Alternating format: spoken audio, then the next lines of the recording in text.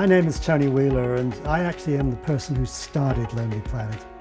The first Lonely Planet guide was a budget travel guide across Asia on the cheap. It was starting off in London, traveling all across Asia, ending up in Sydney in Australia, and doing it on very little money. I think the thing about budget travel is you do get closer to the destination, you get closer to the people. And I think that's particularly important with young people. I think when you're young, it's almost imperative not to have any money because your experiences at that time are much more alive.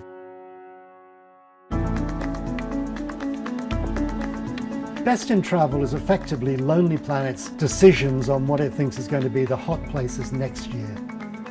In the Best in Travel awards for 2017, Nepal came out as #1 for Best Value Destination. If you go there, it's easy to see why. The restaurants are reasonably priced, there's lots of cheap accommodation. I'm sure some of the reason why Nepal is being looked at next year is a little help to Nepal wouldn't hurt. Nepal had a huge earthquake in 2015. It really did cause immense damage. Remarkably, the modern buildings in general stood up very well. It was the older buildings, particularly the temples, that fell down. And there's a lot of work now to restore ones that really were badly damaged. We need the money going into Nepal to help restore those buildings. People need to go back.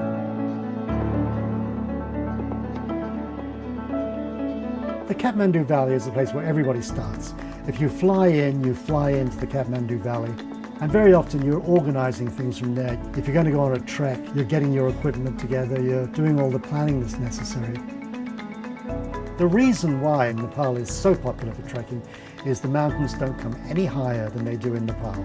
And a lot of the trekking there is wonderful.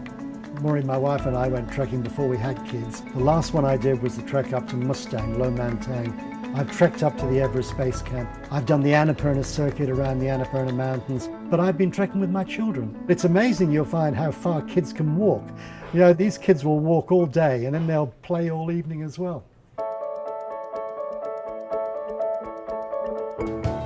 The wildlife experience in Nepal is down in the south of the country. You're definitely going to see elephants. I've never done a trip to the Terai where I haven't seen the one-horned rhinos of Nepal.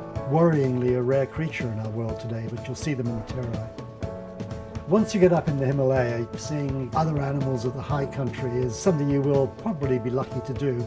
But of course, what everybody would like to see is a snow leopard. And very, very few people get to see them, but they are there.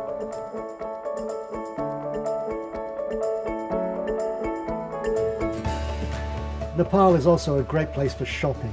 You need to arrive with your bag fairly empty so you've got space to bring things back. And it's all sorts of things, from Tibetan carpets to Buddhist statues, wonderful paintings. So you need to go to Nepal with at least some credit left on your credit card so you can indulge it in some of the shops.